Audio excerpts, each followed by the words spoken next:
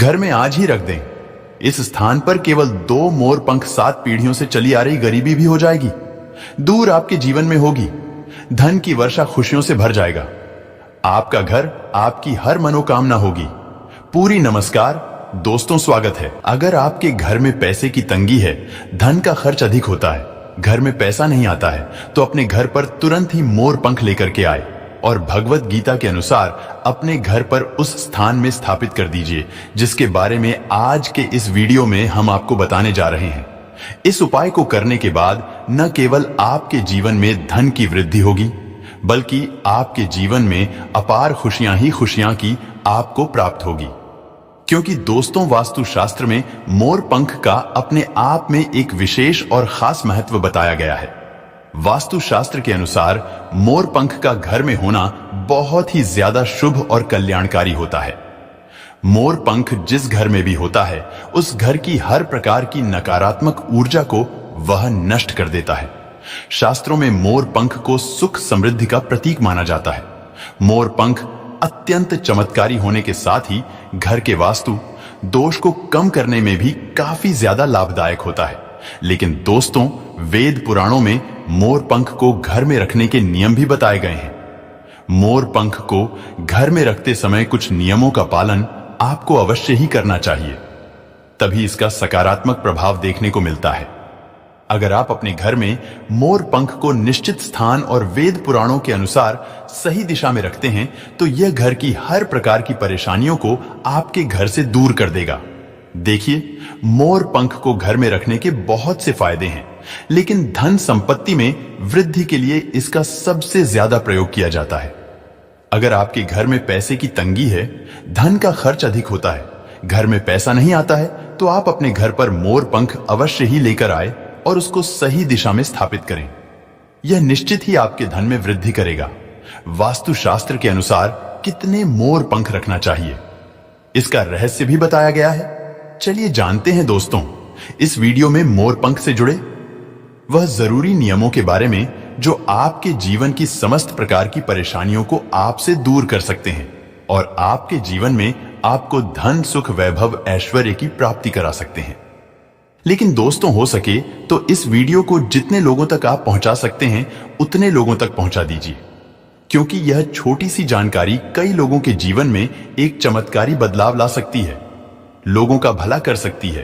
क्योंकि दोस्तों, भगवत गीता में साफ साफ लिखा हुआ है कि अगर आप लोगों का भला करेंगे तो आपका भी भला होगा, देवी देवताओं का आपको आशीर्वाद मिलेगा। इसलिए इस वीडियो को जितने लोगों तक आप पहुंचा सकते हैं उतने लोगों तक पहुंचा दीजिए। और वीडियो में आगे बढ़ने से पहले आपसे निवेदन था कि वीडियो जरूर लाइक कर दीजिएगा, ताकि हमको भी प्रोत्साहन मिलता रहे आप लोगों के लिए अच्छे अच्छे वीडियो लाने के लिए। इसलिए इस वीडियो को लाइक कर दीजिए और जितने लोगों तक पहुंचा सकते हैं उतने लोगों तक पहुंचा दीजिए। दोस्तों, हमारे वेद पुराणों में मोर पंख को एक चमत्कारी यंत्र माना गया है। इसका प्रयोग कई प्रकार की तांत्रिक क्रियाओं में भी किया जाता है। तंत्र साधनाओं में इसका प्रयोग करके सम्मोहन, शत्रुओं का नाश और बुरी शक्तियों को नष्ट किया जाता था। इसके अलावा ज्योतिष विद्या में भी मोर पंख का प्रयोग किया जाता था और आज भी किया जाता है। यहां तक कि ज्योतिष शास्त्र में मोर पंखों से जुड़े उपाय भी बताए गए हैं। कुछ शास्त्रों में लिखा हुआ है कि कुछ बीमारियों को नष्ट करने में मोर पंख सहायक होता है। देखिए दोस्तों, मोर पंख जो होता है वह घर से नकारात्मक शक्तियों को तो दूर तो रखता ही है, दूसरी तरफ बताया जाता है कि जिस घर में भी मोर पंख होता है उस घर में विषैले जानवर कभी भी प्रवेश नहीं करते हैं। इसीलिए पुरातन काल के समय में जो वन में लोग रहते थे वह अपने घर में एक मोर पंख जरूर रखते थे।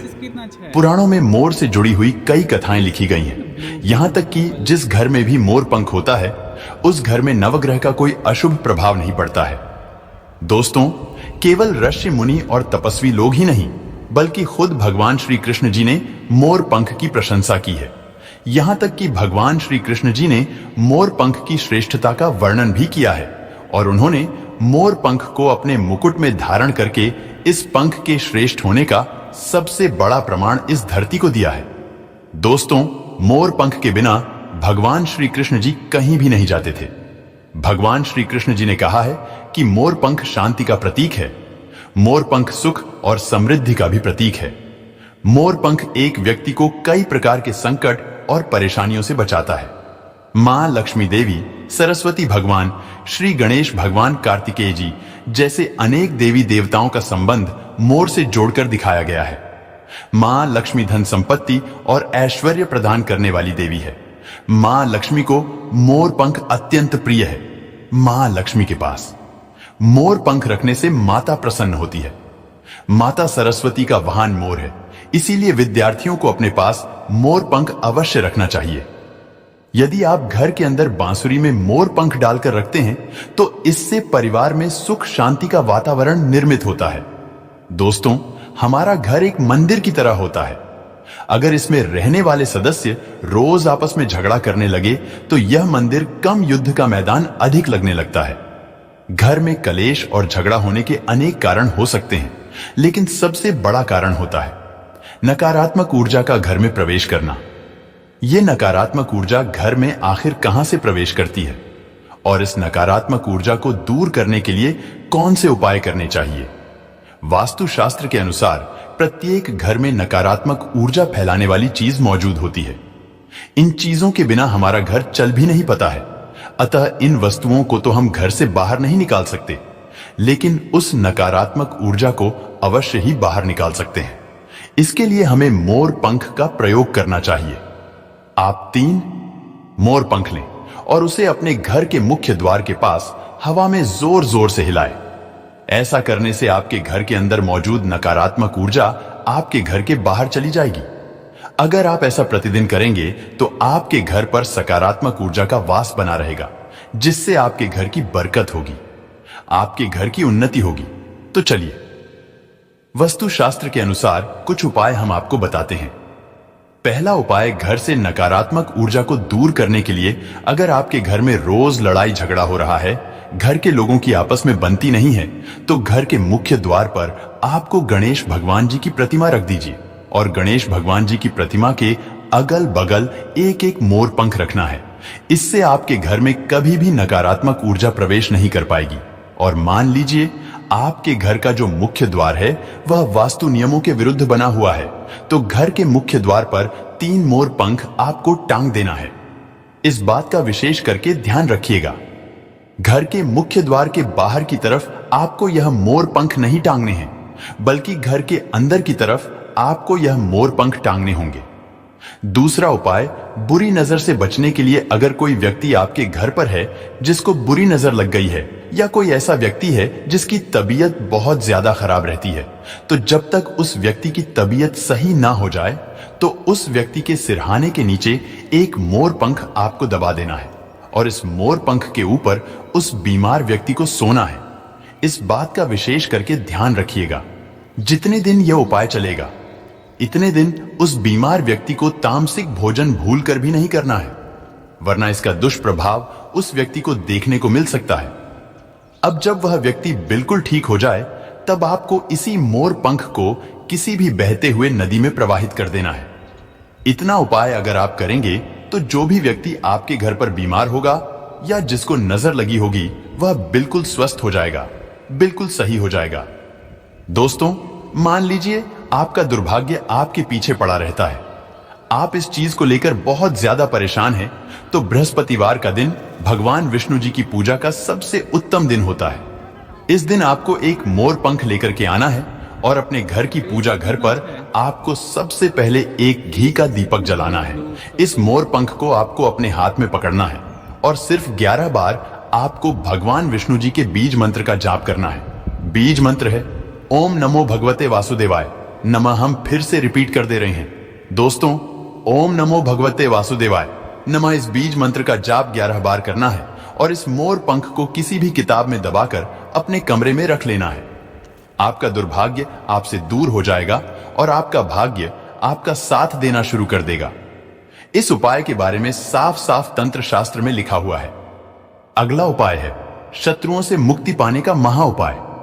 दोस्तों, अगर आपके पीछे लाखों दुश्मन लगे हैं और आपको इस बात का पता चल चुका है तो बस किसी भी मंगलवार के दिन आपको एक मोर पंख लेना है, हनुमान जी के मंदिर जाना है, हनुमान जी की प्रतिमा से आपको थोड़ा सा सिंदूर इस मोर पंख पर लगा लेना है। जो मोर पंख आप लाए हैं। आपको इसी मोर पंख को अपने घर पर लाना है और अपने उस कमरे में रख देना है जिस कमरे में आप ज्यादा समय बिताते हैं। सिर्फ इतना उपाय अगर आप किसी भी मंगलवार के दिन कर लेंगे, हनुमान जी की कृपा सदैव आप पर बनी रहेगी।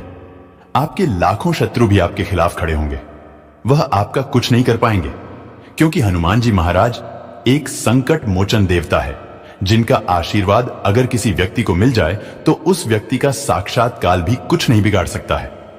अगर मान लीजिए आपकी पत्नी में और आप में बहुत ज्यादा लड़ाई होती है, आपका वैवाहिक जीवन बर्बाद होता हुआ चला जा रहा है, तो सोमवार के दिन आपको कहीं से भी एक मोर पंख लेकर के आना है। इस बात का ध्यान रखिएगा, मोर पंख टूटा नहीं होना चाहिए और इसको लाकर अपनी शादी के एल्बम में आपको रख देना है। सिर्फ इतना उपाय किसी भी सोमवार के दिन कर लीजिए और आपके जीवन में मिठास आ जाएगी। आपके जीवन साथी के साथ रोज लड़ाई हो रही है, वह पूरी तरह से रुक जाएगी। इस उपाय के बारे में वास्तुशास्त्र में साफ साफ लिखा हुआ है। दोस्तों, अगर आपके जीवन में धन आना बंद हो गया है, धन संबंधित आप किसी परेशानी में फंसे हुए हैं, तो बस किसी भी शुक्रवार के दिन आपको एक मोर पंख लेकर आना है, क्योंकि शुक्रवार का दिन माता लक्ष्मी जी की पूजा के लिए सबसे अच्छा दिन होता है। अब आपको सबसे पहले इस मोर पंख को लाने के बाद अपने घर की पूजा घर पर जाना है, जहां भी माता लक्ष्मी जी की प्रतिमा रखी हो।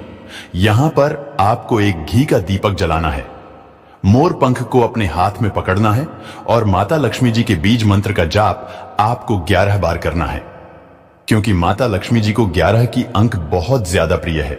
बीज मंत्र है ओम महालक्ष्मी नमः। हम फिर से रिपीट करते रहे दोस्तों, ओम महालक्ष्मी नमः।